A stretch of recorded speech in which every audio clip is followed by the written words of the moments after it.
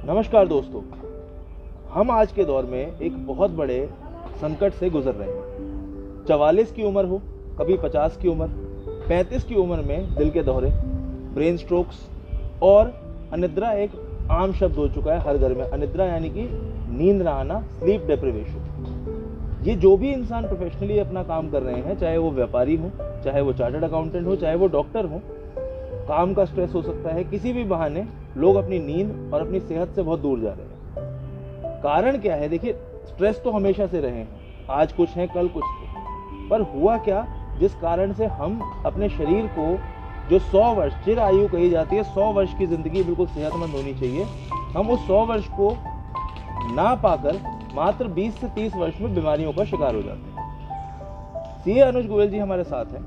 ये ना ही सिर्फ एक चार्टर्ड अकाउंटेंट है, 23 साल की छोटी सी आयु में इन्होंने तीनों इंस्टीट्यूशंस का मेंबरशिप प्राप्त किया।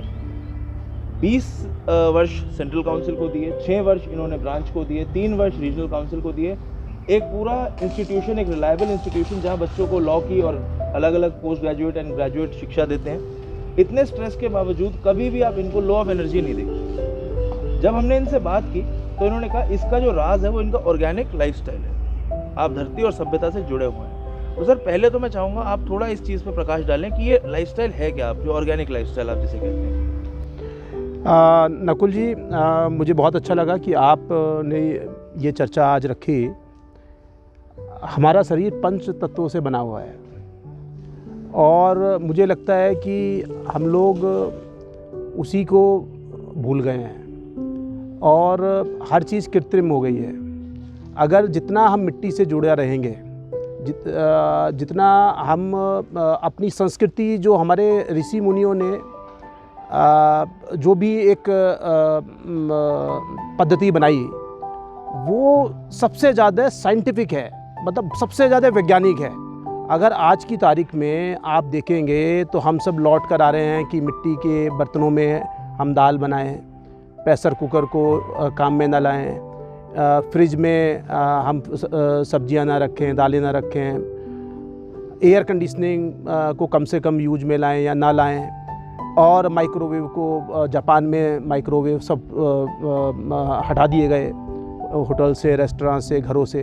तो मुझे लगता है कि मानव जाति को अगर सरवाइव करना है, कैंसर से मुक्ति पानी है, लाइफस्टाइल डिसीज बोलते हैं ना हम, ब्लड प्रेशर है उसकी कोई दवाई ही नहीं है, डायबिटीज़ है उसकी कोई दवाई ही नहीं है। दवाई है प्रकृति के पास है, नेचर के पास है।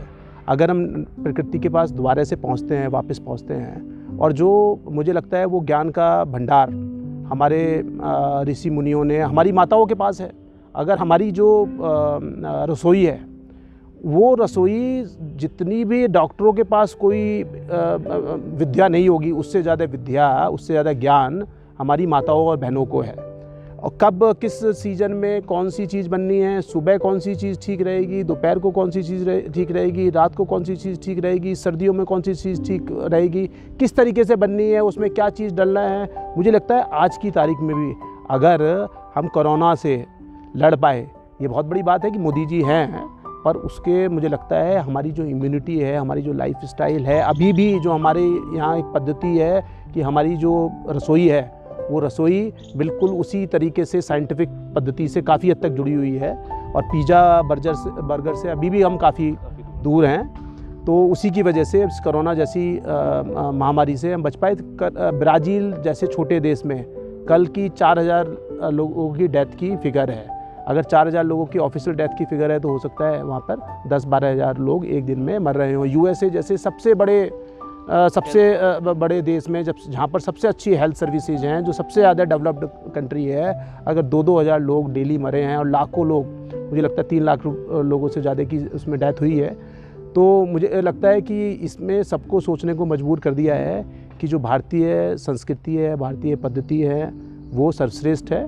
और मुझे लगता है कि अगर हम सब लोग, जैसे बाबा रामदेव जी ने भी योग को पुनर्स्थापित किया, आयुष मंत्रालय बहुत अच्छा काम कर रहा है, और जो एक वसुधैव कुटुंबकम की बात हम शुरू से करते आए हैं, और अभी भी हमारे प्राइम मिनिस्टर मोदी ने 200 से ज़्यादा देशों में वैक्सीन सप्लाई करके, free of cost vaccine supply करके इसका एक बहुत बड़ा उदाहरण पेश किया है।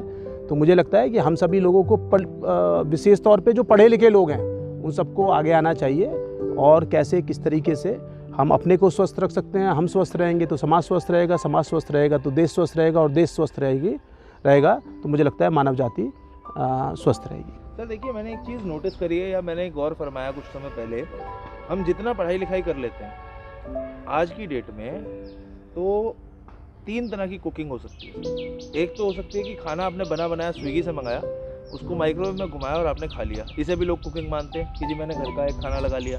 एक कुकिंग है कि भाई सेमी कुक्ड, जैसे कि हमारी नूडल्स आती हैं या ये ऑलरेडी कुक्ड है, इसमें थोड़ा मसाला वसाला डाल के पानी में उबाल के आप इसे खा सकते हैं, इसे भी प्रोसेस कुकिंग कहेंगे, कुकिंग नहीं है। एक हमने बाज़ार से सब्जियां खरीदी, फ्रेश खरीदा और फ्रेश कुछ बनाया, वो व्यंजन बनाए जो हमारी माताओं ने, हमारी बहनों ने या हमारे पूर्वजों ने हमें सिखाए हैं, वो व्यंजन हमने बना के खा लिए। आपके बारे में जो हमने गौर किया, आप रसोई से भी पीछे चले जाते हैं। आप एक एक अपना जो इंग्रेडिएंट है, जो साधन सामान है, वो आप अपने पास ही उसे डेवलप करते हैं, उसे अपने पास उगाते हैं। तो ये किस तरीके से और क्या क्या इसमें हम करते हैं, क्या क्या हमारे पास साधन है और क्या क्या हम उगाते हैं, किस हद तक हम अपना खाना खुद बना रहे हैं, वो मैं ज़रूर आपसे जानना चाहूँगा। नकुल जी देखिए, मेरा अपना मानना ये है कि एक पुरानी सेइंग है, when there is will there is way, और नॉलेज इज़ पावर। पर हम लोगों के पास ज्ञान होते हुए भी हम उस नॉलेज को यूज़ नहीं कर पाते, उपयोग में नहीं ला पाते, और सोचते हैं कि भी 60 साल के जब हो जाएंगे तब व्यायाम करेंगे, 70 साल के जब हो जाएंगे तब जो है ऑर्गेनिक काम करेंगे। हमारी गौशाला जिसमें अभी अगर आप चलेंगे तो 26-27 देसी गौ माता हैं, और एक बहुत बड़ा एक मिथ है कि देसी गौ माता का दूध जो है ना बहुत पतला होता है, देसी गौ माता बहुत कम दूध देती है, प्रोडक्टिविटी बहुत कम होती है। अरे देसी हमारी जो माताएं हैं, उन्होंने महाराजा शिवाजी और महाराणा प्रताप जैसे बलवानों को पैदा किया है, तो हमारी जो देसी गौवंश है उसका तो कहीं कोई मुकाबला ही नहीं है। अगर न्यूजीलैंड में अगर आप देखेंगे, सारी की सारी भारतीय गौवंश है, और यहाँ पर हम हाई ब्रीड की या मिक्स ब्रीड की गाय आ जाती हैं, जिनको बीमारियाँ लगातार होती रहती हैं, एयर कंडीशनिंग की ज़रूरत पड़ती है। दूध उनका भैंस से भी गया गुजरा दूध है अगर उसकी क्वालिटी देखेंगे, और हमारी जो देसी गौ माता का दूध है वो वाकई अमृत है। और दूध ही नहीं, सबसे बड़ी बात क्या है, जो पंचगव्य है, जो पंचामृत बोलते हैं, पंचगव्य में एक बार आप एक एक करके तो पंचगव्य जो पंचामृत है, उसमें पांचों जो गव्य हैं वो गौ माता के प्रोडक्ट्स हैं। उसमें क्या है, जो गोबर है उसका अर्क है, गौमूत्र है, दही है जो देसी गौ माता के दूध से दही बनेगी, घी है जो देसी गौ माता के दूध से घी बनेगा, और दूध है देसी गौ माता का दूध है, और वो बिल्कुल उसका नाम रखा गया है पंचामृत, साइंटिफिकली प्रूव्ड है। तो जो गोबर है, हम लोग काजू और बादाम खाते हैं और अल्टीमेटली क्या प्रोड्यूस करते हैं, और गौ माता क्या खा रही है, जो हमको लोग खा नहीं सकते, हम सोच नहीं सकते खाने की, कितना भी गरीब से गरीब है वो खाने की नहीं सोच सकता, उसको खाती है गौ माता। और उसका देखिए प्रोडक्शन क्या है कि वो जो गोबर है उसका जो रस है और जो गौमूत्र है वो अमृत की संज्ञा दी गई है, साइंटिफिकली प्रूव्ड है। पंचामृत में गौमूत्र और गोबर का अर्क काम में लाया जाता है। हमारी जो पद्धति थी अभी 30-40-50 साल पहले ही अगर चले जाएं तो अंगीठी होती थी, उसमें गोबर से लेपते थे, चूल्हे होते थे, गोबर से उसकी लिपाई होती थी। हमारी जो हवन हम करते हैं अभी भी, आज की तारीख में भी, तो हवन वेदी को शुद्ध किससे करते हैं, गौ माता के गोबर और मिट्टी को मिला के उसको हम आंगन को लेपते थे, अब यज्ञ वेदी को वो करते हैं। आज की तारीख में भी अगर ठीक तरीके से देखा जाए तो जो ये गौ माता हमारी सड़कों पे घूम रही हैं, अगर इस ठीक तरीके से दोहन किया जाए इनके, अगर वो दूध नहीं भी दे रही तो जो गोबर है और जो गौमूत्र है उसकी जो वैल्यू है वो दूध के मुकाबले कई गुनी ज़्यादा है। उसको ठीक तरीके से चैनलाइज हम कैसे कर सकते हैं, वो सबसे बड़ी बात है। और सबसे ज़्यादा उसमें इम्पोर्टेंस क्या है कि जो पढ़े लिखे लोग हैं वो आगे आए हैं। एक छोटे सा कुत्ते को आप रखते हो, कुत्ते के बच्चे को रखते हो, जिसका कोई वैसे वैल्यू कोई नहीं है, मतलब कोई कमर्शियल वैल्यू नहीं है। जब आप कमर्शियल वैल्यू जिसकी कुछ नहीं है और जिस पे 10-12 हज़ार रुपये का महीने का खर्चा आता है, और उसको घुमाना भी पड़ता है, गाड़ी में भी घुमाना पड़ता है, अपने साथ भी सुलाना पड़ता है। तो जो गौ माता है इसकी तो हर चीज़ की, आप गौशाला में जाएंगे तो आपको जो जब आप प्रदूषण का स्तर नापते हैं, क्या बोलते हैं उसे, AQI, एयर क्वालिटी इंडेक्स, आप गौशाला में चले जाइए, उसका AQI देख लीजिए। What is the AQI? मैंने कई बार टेस्ट किया है, वो AQI 2 या 3 आता है, 0 हो नहीं सकता, माइनस नहीं हो सकता। और जब AQI 200, 250, 300 बाहर होगा तो जो क्वालिटी है, जो ऑक्सीजन का लेवल है, और जहाँ पर भी गौ माता होती हैं, अब विदेशों में काउ थेरेपी चल रही है, कम्युनिकेशन होता है, कम्युनिकेशन, कि आप गाय के साथ अगर रहते हैं तो कोई भी डिप्रेशन अगर आपको होता है वो डिप्रेशन नहीं रह सकता। अगर आपके पास, आपको ब्लड प्रेशर है, देसी गौ माता के ऊपर आप हाथ फेरते हैं तो वो ब्लड प्रेशर आपका ख़त्म हो जाएगा।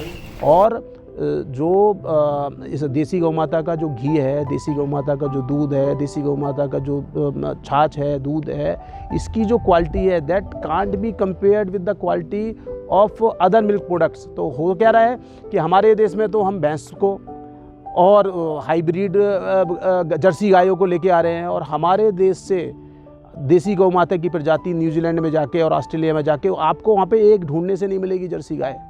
तो मुझे लगता है now we have to come back to our roots. एक क्वेश्चन गौ माता से रिलेटेड, और एज अ पेट आपने बात करी कि हम कुत्ते ज़रूर हम पाल लेते हैं। मैं आपको बताऊं, 12,000 तो आपने महीने का खर्चा बताया, इससे ज़्यादा भी करना पड़ता है ब्रीड टू ब्रीड। और थोड़े दिन पहले मुझे थोड़ा अकेलापन है या घर में कोई मेंबर ना होने से आदमी कहता है कि ये कुत्ता आप घर में ले आए तो आपको खुशी महसूस रहेगी, वो खुश रहता है और वो प्यार बहुत करता है। ये तो वफादारी के किस्से सर कुत्तों के बहुत पुराने हैं, लेकिन एक कुत्ता लेने के, अच्छी ब्रीड का कुत्ता लेने के 35 से 50,000। और पूडल नाम का एक कुत्ता आता है सर, मैं तो खुद घबरा गया, 1 लाख रुपये का कुत्ता है, मतलब होंडा एक्टिवा आ जाएगी जिसपे बैठ के इधर उधर जा सकते हैं। तो क्या गौ माता के अंदर जब आप उनके साथ रहते हैं, जो आपकी गौशाला में है, क्या वो भी कुत्तों की तरह, जैसे कुत्तों से एक्सपेक्टेड होता है कि आपको पहचान लेते हैं, वो आपसे प्यार करते हैं, आपसे लाड करते हैं, क्या गौ माता के साथ आपके लाड के कुछ किस्से हैं जो आप शेयर करना चाहेंगे?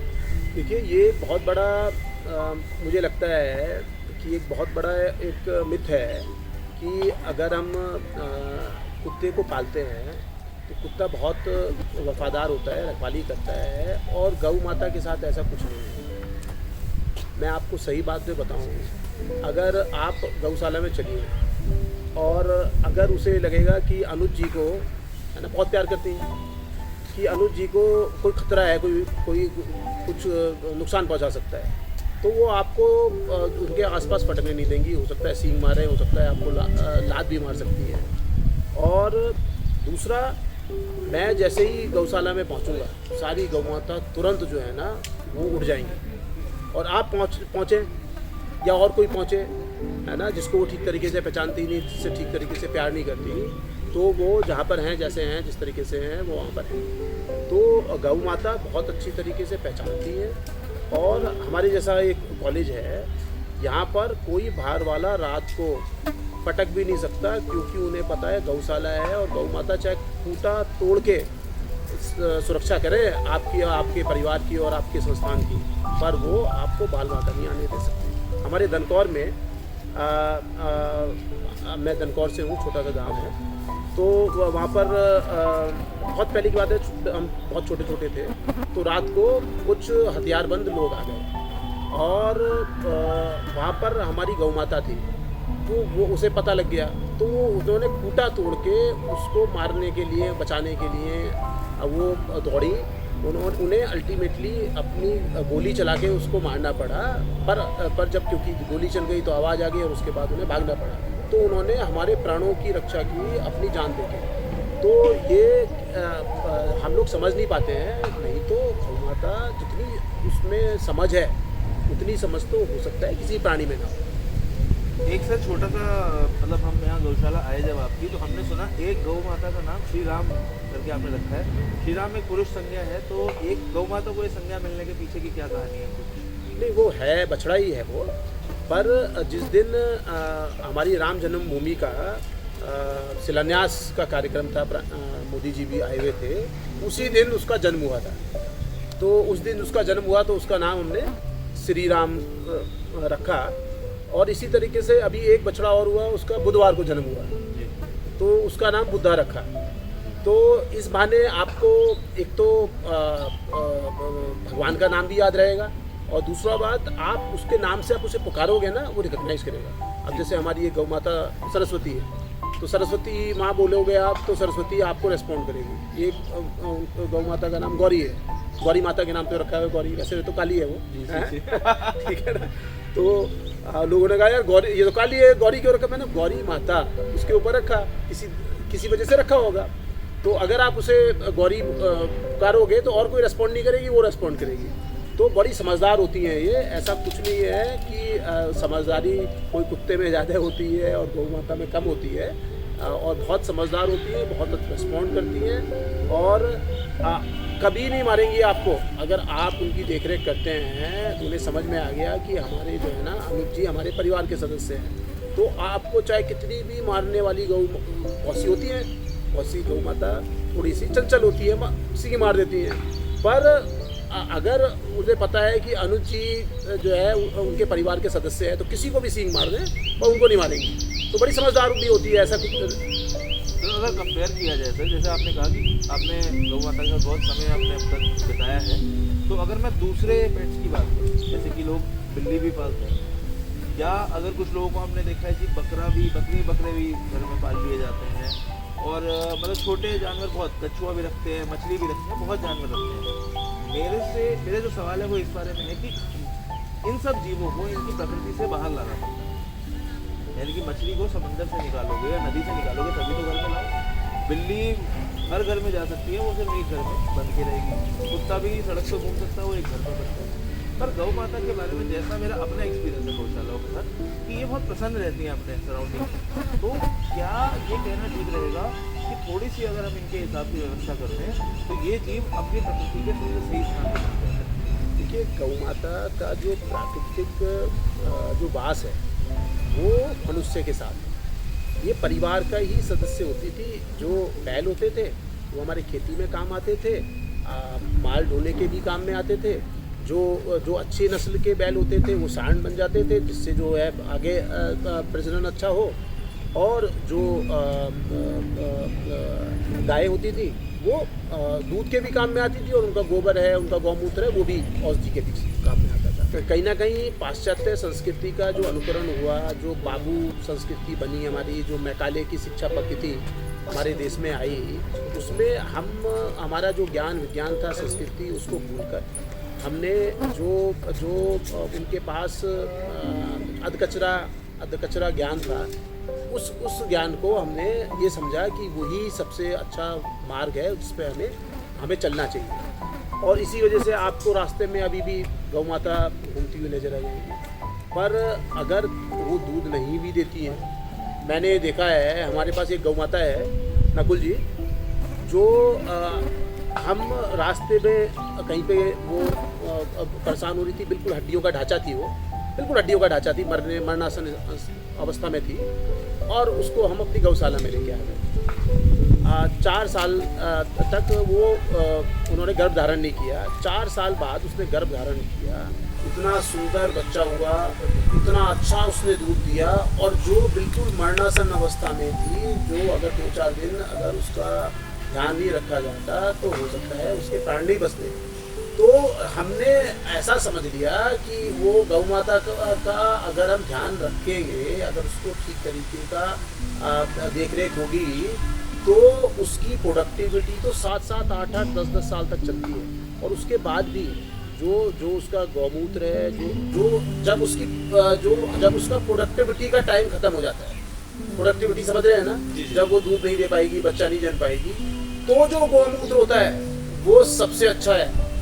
मतलब उन्होंने मेनोपॉज के बाद जो गौमूत्र है ना, वो औषधि के काम में आता है, उसको आप डायरेक्ट ले सकते हैं, या जब तक वो रजस्वला नहीं होती है, जब तक छोटी बच्चिया होती है, तो उसका जो गौमूत्र होता है वो औषधि के काम में आता है। अभी तो क्या हो रहा है कि जो दूध दे रही हैं उसका भी गौमूत्र इकट्ठा कर लिया, वो भी औषधि के रूप में काम में आ रहा है। फिर हम कहते हैं कि ये तो इफेक्टिव ही नहीं है, गौमूत्र तो इफेक्टिव ही नहीं है। तो जो गौमूत्र हमें पेस्टिसाइड्स के लिए यूज़ करना चाहिए, वो पेस्टिसाइड्स के लिए यूज़ करें। पेस्टिसाइड्स के लिए कोई भी गौमूत्र यूज़ कर सकते हैं, और जो गौमूत्र औषधि के लिए प्रयोग में लाना है, वो बिल्कुल सब चीज़ लिखी हुई है, बिल्कुल साइंटिफिक है। ये तो सर वही है ना, अधूरा ज्ञान खतरनाक होता है। तो आप गलत चीज़ इस्तेमाल कर रहे हैं। सर ये तो बात हुई आपकी डेयरी प्रोडक्ट की, पूरा डेयरी प्रोडक्ट का आपने अपनी गौशाला से अरेंजमेंट किया है। इन गौ माता का जो खाना है प्लस अनुज जी जो खाते हैं, हमने सुना है ये भी एक ही फार्म से क्रिएट होता है, ये भी सेम है, तो परिवार का हिस्सा है, तो एक ही जगह आपका भी खाना तैयार हो रहा है, एक ही जगह इनका, उस पर थोड़ी रोशनी डालिए सर। वो क्या आपने कैसे ये ख्याल आया और कैसे आपने पूरा फार्म ही अपना क्रिएट कर दिया? हमने जब ये गौशाला एक गाय से डेवलप की थी, और वो एक गाय मैंने बताया वो गाय ऐसी थी जो कंकाल थी, पहली गाय वो जो पहली गाय थी। उसके बाद 26-27 हमारे गौवंश है, उसमें से 5-6 बछड़े भी हैं और बाकी सब गाय हैं। उनमें से कुछ दूध देने वाली गाय है, कुछ दूध देने वाली गाय नहीं है। उससे कोई फर्क नहीं पड़ता कि वो गाय दूध देने वाली है या नहीं है, हमारे परिवार के सदस्य हैं, आज कमा रहे हैं, है ना, कल नहीं कमा पाएंगे, तो ठीक है, वो तो परिवार के सदस्य हैं। ये बहुत गहरी बात कही आपने कि परिवार का सदस्य तो परिवार का ही रहता है, चाहे वो कमाए चाहे ना। तो गौ माता दूध दे तो वो कमाने वाला ना, बच्चे तो सब अपने। अब सबसे पहले जब हमने गौ माता की संख्या बढ़ने लगी हमारी, तो हमने सबसे पहले उनके लिए चारे की व्यवस्था की कि उनको बिल्कुल जो सबसे अच्छा, जब माता कह रहे हो आप, तो माता की तरीके से उनके साथ व्यवहार होना चाहिए। तो सबसे पहले हमने अपने लिए कुछ नहीं उगाया, सबसे पहले गौ माता के लिए, चाहे वो बरसम है, जई है, ज्वार है, बाजरा है, मक्का है, वो उगाना हमने शुरू किया। जगह थी हमारे पास, वो वैसे यूनिवर्सिटी के लिए जगह ली थी हमने, फिर बाद में डिसाइड हुआ कि यूनिवर्सिटी तो बाद में लगती रहेगी, पर हमारा अगर हम अपने संस्कृति के लिए, प्रकृति के लिए कुछ काम कर सकते हैं तो करना चाहिए।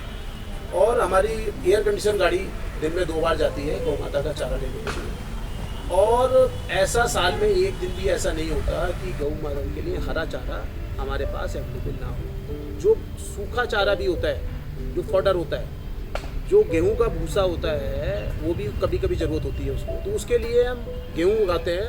तो हमारा जो प्राइमरी प्रोडक्ट है वो है भूसा, और जो बाई प्रोडक्ट है वो गेहूं। इसी तरीके से हम चावल उगाते हैं, धान उगाते हैं। तो धान का जो पराली है ना, हम लोगों में बड़ा मिथ है, पराली को जला देते हैं। अरे पराली तो इतना प्रोडक्टिव है कि गौ माता बहुत चाव से खाती है उसे, तो पराली हमारा मेन प्रोडक्ट है। और जो धान है, जो चावल है, वो हमारा बाई प्रोडक्ट है।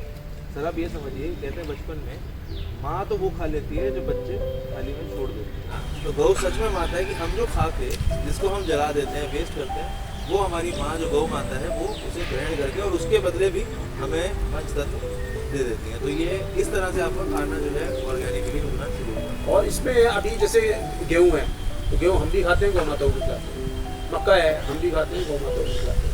सरसों है, सरसों हमने इसलिए उगाई कि सरसों की खल की जरूरत होती है गौ माता को। सरसों हमारा बाई प्रोडक्ट हो गया, जिससे हमारा तेल निकलता है। वो तेल भी गौ माता को भी जरूरत पड़ती है, तो वो तेल भी गौ माता के काम आता है। ज्वार है, बाजरा है, मोटा अनाज है। अगर आपको वाकई 100 साल जीना है ना, और बहुत बिना दवाइयों के जीना है, तो जो मोटा अनाज है, ज्वार, बाजरा, मोटा, यही अनाज है। गेहूँ हमारा अनाज नहीं है। गेहूँ तो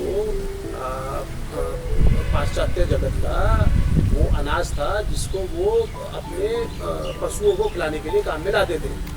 भारत में उस समय जिस तरीके से नेहरू जी वगैरह ने अपना सिस्टम चला रखा था, तो अमेरिका से वो वाला गेहूँ, जो सड़ा गला गेहूँ था, वो इंपोर्ट होने लगा, हमारे लोगों को मिलने लगा, और हमारे लोगों को ब्लड प्रेशर, डायबिटीज़ और हाइपरटेंशन, कैंसर, वो सारा मिलने लगा। हमारा जो अनाज है वो है ज्वार, बाजरा, मक्का। धान हमारा अनाज है, पर धान को भी पॉलिश करके उसको हम जो केमिकल बेस बना देते हैं, तो वो भी फिर नुकसान करता है।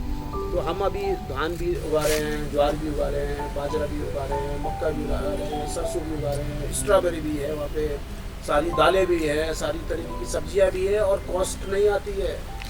ऐसा कहीं कुछ नहीं है कि बहुत ज़्यादा एफर्ट्स करने हैं। गौ माता की वजह से, जो गौ माता दूध भी नहीं देती, उनका जो गोबर है उसकी ऐसी अच्छी खाद है। एक तरफ यूरिया डाल लीजिए और एक तरफ आप देसी गौ माता की गोबर की खाद डाल लीजिए। यूरिया और उसकी प्रोडक्टिविटी में 3 गुने का अंतर है। और जबकि वो किसानों को ये लगता है कि यूरिया के बिना उनका काम ही नहीं चलेगा, पोटास के बिना काम ही नहीं चलेगा, केमिकल बेस्ड फर्टिलाइजर्स के बिना या पेस्टिसाइड्स के बिना काम ही नहीं चलेगा। जबकि साथ साथ अगर आप एक ही जगह पे एक तरफ आप यूरिया डालते हैं, दूसरी तरफ देसी गौ माता के गोबर की खाद डालते हैं, दुगनी प्रोडक्टिविटी है और कोई उसमें कीड़े नहीं लगेंगे।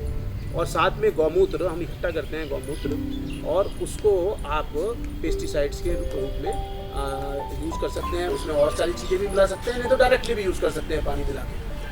तो मुझे लगता है कि प्रोडक्टिविटी गौ माता की बहुत होती है। ठीक है, अगर ठीक तरीके से अगर बैल को देखें, ना तो फॉरेन एक्सचेंज की ज़रूरत पड़ेगी, ना पॉल्यूशन होगा, है ना। अगर बैल ने गोबर भी कर दिया है तो गोबर मिट्टी में मिलेगा तो मिट्टी की उर्वरा शक्ति बढ़ेगी, है। और उसको जब अगर आप उसको ट्रैक्टर के बजाय उसको काम में लाएंगे, पर्यावरण का भी फायदा है, आपका इकोनॉमिकल भी है। पर पता नहीं क्यों हम लोगों ने उस सारी चीज़ों को भूल के हमने जो ये मशीनरी वाला जो सिस्टम है, उससे सिस्टम से जो अनाज पैदा हो रहा है, मैकेनिकली जो अनाज पैदा हो रहा है, that is not, that can never be organic. Organic का मतलब ये है हर चीज़, चाहे उसमें फर्टिलाइजर हो, चाहे उसमें पेस्टिसाइड्स हो, कि जहाँ पे मशीन कम से कम काम में आए, और जहाँ पर जो मानव श्रम है, मानव श्रम होगा तो क्या फ़ायदा है कि जो बेरोज़गारी की समस्या है, या अगर आप फिजिकल लेबर करते हैं, जो लोग मजदूर हैं, किसान हैं, जो असली किसान की बात कर रहा हूँ, है ना। एयर कंडीशन गाड़ी में, मर्सिडीज़ गाड़ी में बैठ के मैं जो है दिल्ली बॉर्डर पे जाके हाई हाई करने लगूँ और वहाँ पे एयर कंडीशन लगा के वहाँ पे, तो वो किसान थोड़ी हो। किसान तो वो है जो अपने हाथ से काम कर रहा है, जो अपने हाथ से काम कर रहा है। किस किसान को डायबिटीज़ है बताइएगा, किस किसान को ब्लड प्रेशर है बताइएगा, और जिसके पास सब सारे साधन हैं, उसके पास किसको ब्लड प्रेशर नहीं है और किसको डायबिटीज़ नहीं है, वो बताइए। अब अनुज जी हमें ये बताइए कि अगर कोई भी इंसान, कोई भी आम आदमी ऑर्गेनिक फार्मिंग करना चाहे, जिसके पास इतने संसाधन ना हो, वो ऑर्गेनिक फार्मिंग कैसे कर सकता है?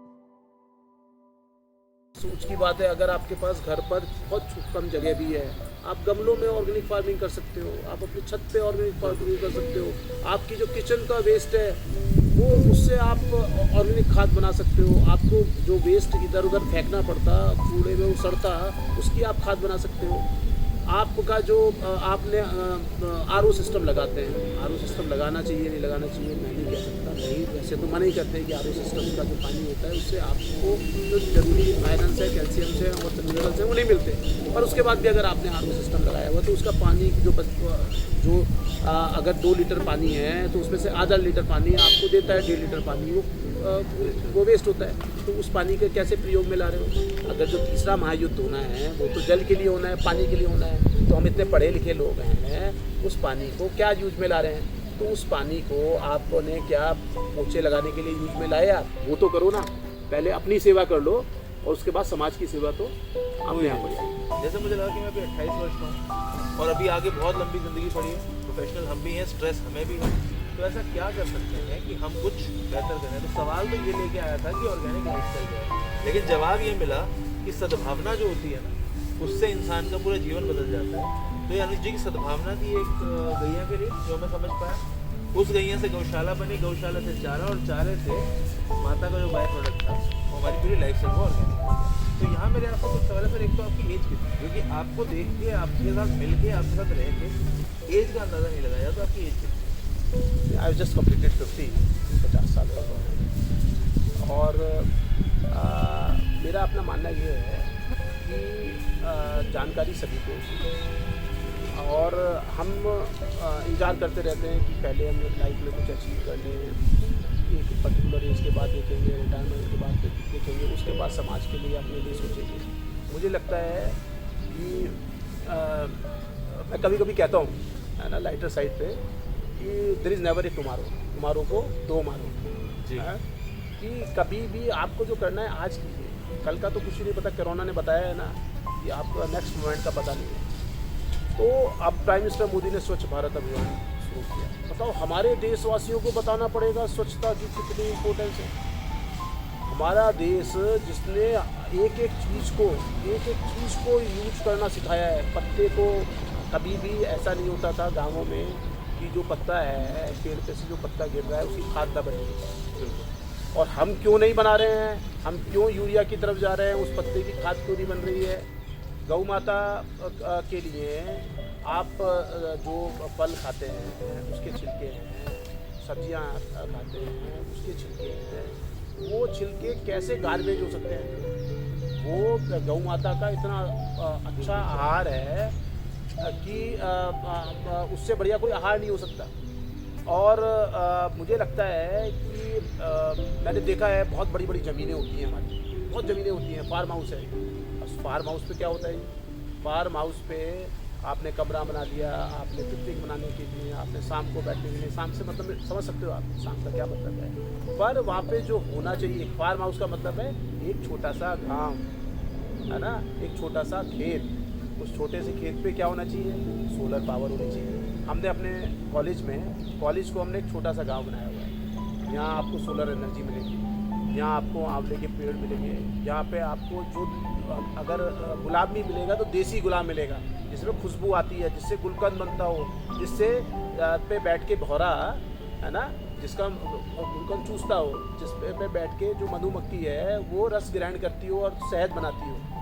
आपको यहाँ पे अमरूद मिलेगा तो देसी अमरूद मिलेगा, आम का पेड़ मिलेगा तो देसी, नहीं तो क्या है कि आपने पौधे तो लगाए हुए हैं, पता लगा उसकी कोई यूटिलिटी नहीं है। अब तिरफले के लिए किस चीज़ की ज़रूरत होती है, तिरफले के लिए आंवले की ज़रूरत होगी तो आंवला है, हरड़ की ज़रूरत होगी तो हरड़ का पेड़ है, बहेड़ के पेड़ की ज़रूरत होगी, बहेड़ा की पेड़ की ज़रूरत होगी तो वो है। और नहीं तो पता लगा हमने केवल आर्टिफिशियल पेड़ लगाए हुए हैं। मेरा अपना मानना ये है कि अगर आप फलदार वृक्ष लगाएंगे, अगर आप औषधीय वृक्ष लगाएंगे, आपके भी काम में आएंगे, पशुओं के काम में भी काम में आएंगे, पक्षियों के भी काम में आएंगे, पर्यावरण के भी काम में आएंगे। पीपल है, पीपल नहीं लगाते 24 घंटे भूत आएगा, आता है, बाकी आता है कि जो मर भी जाए, जो मरणासन अवस्था में हो, उसको पीपल के पेड़ के पास अगर वो रह गया 24 घंटे जो ऑक्सीजन प्रोड्यूस करता है तो जिंदा हो जाएगा, इसलिए भूत आ जाता है। इसलिए वहाँ पे जो भी पशु पक्षी है, जो जंगली पशु पक्षी भी है, वो भी आ जाएगा वहाँ पे, क्योंकि वहाँ पर ऑक्सीजन, रात को ऑक्सीजन प्रोड्यूस कर रहा है। अब उल्लू कहाँ पे मिलेगा, उल्लू रात को जगता है तो हो सकता है वो पीपल के पेड़ के आसपास मिले, क्योंकि पीपल ही ऑक्सीजन प्रोड्यूस कर रहा है रात को। बरगद है, रात को भी ऑक्सीजन प्रोड्यूस करता है, नीम है। तो मुझे लगता है कहीं ना कहीं हमें ये समझना पड़ेगा कि केवल अंधाधुंध केवल वृक्षारोपण हो रहा है। एक वृक्ष है, मैं भी दिखाऊंगा, हमारे कॉलेज में भी गलती से लग गया था, कोई रोटरी क्लब वाला आए थे, उन्होंने लगा दिया था। उस वृक्ष से जो है ना सांस की बीमारी होती है, और वो गाजियाबाद में बहुत सारे लगे हुए हैं। अब वैसे तो ग्रीन गाजियाबाद हो गया, क्लीन गाजियाबाद हो गया। अरे तो गाजियाबाद में अगर वृक्ष लगने हैं तो जामुन के वृक्ष लगे। हमारे कॉलेज में कम से कम 20 वृक्ष जामुन के होंगे, है ना। जामुन से लोग कहते हैं अरे ज़मीन गंदी हो जाएगी, और मैंने गंदी हो जाएगी, होली पे क्या होता है, होली पे क्या करते हो आप, है ना, होली पर आप जो है ना एक दूसरे के ऊपर रंग डालते हो, ज़मीन पे भी आता है, आपके दीवारों पे भी आ जाता होगा, तो ये तो नेचुरल रंग है। तो अगर उससे आपका पेंटिंग हो रही है, आपकी धरती की पेंटिंग हो रही है तो होने दो, है ना। आम का वृक्ष है, आम का वृक्ष ऐसा वृक्ष है, उसकी जो टहनियाँ हैं वो आपकी यज्ञशाला में काम में आएंगी, है ना। और उस वृक्ष को बिना कोई नुकसान पहुँचाए, जो नीम का पौधा है उसकी जो कोपले हैं वो काम में आएंगी। जो अच्छे से अच्छा टूथपेस्ट, चाहे बाबा रामदेव जी का ही टूथपेस्ट क्यों ना हो, है ना, वो नीम की दातुन का मुकाबला थोड़ी कर लेगा। नीम की दातुन, मैं गया था USA, वो $10 की एक दातुन थी, एक स्टोर में मिल रही थी। $10 का मतलब 800 रुपये की एक दातुन। जो मैं कह रहा हूँ, मतलब मेरे पास उसका फ़ोटो भी है, $10 की एक दातुन, है ना, जो यहाँ पर फ्रीली अवेलेबल है। तो मुझे लगता है कि कहीं ना कहीं हम लोगों को ये सोचना पड़ेगा कि जो चीज़ प्रकृति के पास है, उस प्रकृति के पास जाएं। और आप ये देखो, इस समय ऑक्सीजन है, जो हवा जो जीवनदायिनी है, जो प्रकृति ने, भगवान ने, परमात्मा ने आपको एबंडेंस में दी है। एयर क्वालिटी इंडेक्स ऐसा है कि आप दिल्ली में रह नहीं सकते। तो मुझे लगता है ये सब जब हम प्रकृति के विपरीत चलते हैं, अब हमें अगर दिल्ली जाना है तो अगर अनुज जी मेट्रो में चलते हैं तो कहते हैं क्या दिक्कत हो गई अनुज जी, कोई समस्या हो गई, फाइनेंशियल प्रॉब्लम है क्या आपको, है, गाड़ी कहाँ गई। मतलब फैशन सिंबल है, एक फैशन स्टेटमेंट है, स्टेटस सिंबल है कि आपको अगर गाड़ी में नहीं चल रहे हो तो आप जो है ना इकोनॉमिकली ठीक नहीं हो। अरे भाई, अगर मैं गाड़ी में चल रहा हूँ तब मेरे से कोई क्वेश्चन करे, यार अकेले गाड़ी में चल रहे हो अनुज जी, ये कौन सा तरीका हुआ है। आपको पॉल्यूशन का ध्यान नहीं है, आपको ट्रैफिक का ध्यान नहीं है, आपको फॉरेन एक्सचेंज का ध्यान नहीं है। मुझे लगता है वो मानसिकता आनी चाहिए। हम जब तक ये अच्छा लाइफस्टाइल जो है हमें इकोनॉमी के लिए, एज ए चार्टर्ड अकाउंटेंट जो हमारी जिम्मेदारी है इकोनॉमी का ध्यान रखना, उसको संरक्षण करना, वो भी हमें कहीं ना कहीं सपोर्ट करता है कि हमें अगर अपने स्वास्थ्य ठीक कर लेंगे तो सब ठीक हो ही जाएगा। अब सर एक महत्वपूर्ण सवाल ये है, हम अपने आखिरी सवाल की तरफ, और फिर हम इन सब चीज़ों को एक बार आपके साथ दर्शन करेंगे। आप अपना हमें घुमाइएगा इन सब जगह पे। मैं एक यंग चार्टर्ड अकाउंटेंट हूँ। मेरे पास अभी ना इतने संसाधन है, ना इतनी बड़ी जगह है कहीं पे कि जहाँ मैं फार्मिंग कर सकूँ या मैं गौ माता को भी लाऊँ तो कहाँ पे रखूँ। क्योंकि हमारे ही बीच में जो नए चार्टर्ड अकाउंटेंट हमारी ब्रीड है, ये आज फ्लैट में रहती है, ऊँचा घर है, नीचे अपनी जगह नहीं है, पब्लिक एरिया में आप पालन पोषण कर नहीं सकते। तो क्या आप सजेस्ट करेंगे उन यंगस्टर्स को जिनके पास इतने संसाधन नहीं है जो कि अपने यहाँ गौ माता को पाल सकें या फिर ऐसी फार्मिंग कर सकें, तो वो कैसे प्रकृति के और करीब आ सकते हैं? कुछ छोटे से टिप्स। मैं हूँ कैमरा पे वैभव जी हैं, हम लोगों के लिए कुछ ऐसे टिप्स कि हम भी 50 में जब आए तो हम भी आपकी तो एनर्जी के साथ बाकी बच्चों को दिखा रहे हो कि वो थक जाए, क्योंकि आपके साथ रहने के बाद ना सर आधा दिन आराम करना पड़ता है कि थक जाता है बहुत ज़्यादा। थैंक यू नकुल जी, वैभव जी। देखिए, मैंने सबसे पहले जब शुरुआत की थी मैंने कहा था when there is will there is way. और अभी हमारे जैसे रिलायबल इंस्टीट्यूट है, कॉलेज है, कॉलेज के पास हमने 3-4 बीघे ज़मीन केवल और केवल गौ माता के लिए डेडिकेट कर रखी है। हो सकता है बहुत महंगी हो, बहुत उसमें उसकी अपॉर्चुनिटी कॉस्ट बहुत ज़्यादा है, पर क्या आपकी जान से बढ़कर, आपकी सेहत से बढ़कर कोई चीज़ हो सकती है, आपकी धर्म से बढ़कर, आपकी संस्कृति से बढ़कर, आपके देश से बढ़कर। तो सबसे पहली बात तो ये जो ये काम कर रहे हो ना, आप अपने देश के लिए कर रहे हो। अगर मैं स्वस्थ होऊंगा, मेरे भाई बंधु स्वस्थ होंगे, तो मेरा देश स्वस्थ होगा, और मेरा देश स्वस्थ होगा तो फिर हम जो है बहुत अच्छी तरीके से अपने भारत को पुनः विश्व गुरु बनाने की दिशा में अग्रसर हो सकते हैं, पुनः सोने की चिड़िया बनाने की दिशा में अग्रसर हो सकते हैं। और एक जो सुपर पावर मुझे लगता है अगले कुछ सालों में हम जरूर बनने जा रहे हैं, तो वो सुपर पावर भी भारतीय संस्कृति और उसकी पद्धति से ही वो संभाल। मैंने जैसे बताया, ऐसे अब हमारे पास थोड़ी सी ये जगह है। अगर मेरे से नकुल जी कहते हैं कि भाई एक गाय मेरी है, ठीक है ना, अनुज जी एक गाय मेरी है, तो अनुज जी को कोई दिक्कत नहीं है, क्योंकि अनुज जी का कमर्शियल वेंचर तो है नहीं है। अगर मेरा कमर्शियल वेंचर हो तब तो कहें भाई आपकी क्यों। तो ऐसे बहुत से लोग होंगे, ऐसे बहुत से प्रकल्प होंगे जहाँ पर सेवा के साथ सारा काम हो रहा है ना। आप आइए, उसकी सेवा कीजिए, उसको केवल एक ही गौ माता की सेवा करो ना आप जब भी आपको आ रहे हो, है ना। और उसका जो प्रोडक्ट है कि भाई मुझे गोबर भी मुझे ही चाहिए, नकुल जी कहेंगे गोबर मुझे इसका चाहिए और इसका गौमूत्र भी चाहिए और दूध भी चाहिए, तो वो चीज़ तीनों चीज़ अवेलेबल होंगी, है ना। और उस गोबर से आप जो है किचन गार्डन में भी वो कर सकते हैं। गमलों में, आजकल तो गमलों में बहुत सारी चीज़ें उगती हैं। तो ये ऐसा कहीं कुछ नहीं है कि अगर मैं फ्लैट में रह रहा हूँ तो चीज़ें संभव नहीं है। मुझे लगता है कि अगर हम सोचेंगे तो थोड़ी कोशिश करके हम इन सब चीज़ों पे, हमारा मान लीजिए सामने कोई पार्क है, ऐसी कोई ज़मीन है जिस पर जो छुटी हुई है, जिसमें कोई काम नहीं हो रहा है, तो अगर आप उसमें कोई फल लगा देते हैं, फल के वृक्ष लगा देते हैं, तो फल के वृक्ष आपके भी काम में आ सकते हैं, दूसरे के भी काम में आ सकते हैं। तो हमने जब यहाँ पे शुरुआत की थी तो हमने गौशाला के हिसाब से शुरुआत नहीं की थी। हमने तो एक गौ माता जो सड़क पे मरने को की उस अवस्था में थी, और उसके बाद गौ माता का इतना आशीर्वाद हुआ कि इतनी गौ माता हमारे यहाँ ऐड होती चली गई। जो सबसे अच्छी ब्रीड्स होंगी पूरे वर्ल्ड की वो देसी गौ माता है। इससे बढ़िया दूध कोई हो ही नहीं सकता, इससे बढ़िया कोई प्रोडक्ट हो ही नहीं सकता। और वो हमारे देश की जो गौवंश है उसका पूरे विश्व में कहीं भी किसी भी तरीके से कोई सानी ही नहीं है। जिस तरीके से हमारे देश का जो यूथ है ना, अगर चार्टर्ड अकाउंटेंट बनेगा तो इंडिया का ही बंदा चार्टर्ड अकाउंटेंट बनेगा, यूएसए का नहीं बनेगा, और यूएसएसआर का नहीं बनेगा, और चाइना का नहीं बनेगा। क्योंकि हमारा जो खून है ना, हम ऋषि मुनियों की संतान है। ऋषि मुनि वो हैं जो डीएनए है हमारा, वो डीएनए इतना शुद्ध है, इतना विज्ञान था, इतना तप था कि वो उसका अभी भी डीएनए आपके अंदर है। और उसी की वजह से जो बेस्ट ऑफ द साइंटिस्ट हैं वो इंडियंस हैं, जो best of the chartered accountants हैं इंडियंस हैं, बेस्ट ऑफ द डॉक्टर्स हैं वर्ल्ड में वो इंडियंस हैं। वो बात अलग है कि उनकी प्रतिभा का दोहन हम ना करके होता विदेशों में हो रहा है, ब्रेन ड्रेन हो रहा है। मुझे लगता है अब समय आ गया है कि वो जो ब्रेन्स है ना, जो best of the doctors, best of the scientist, वो अब ऑर्गेनिक फार्मिंग कर रहे हैं सारा काम छोड़ के।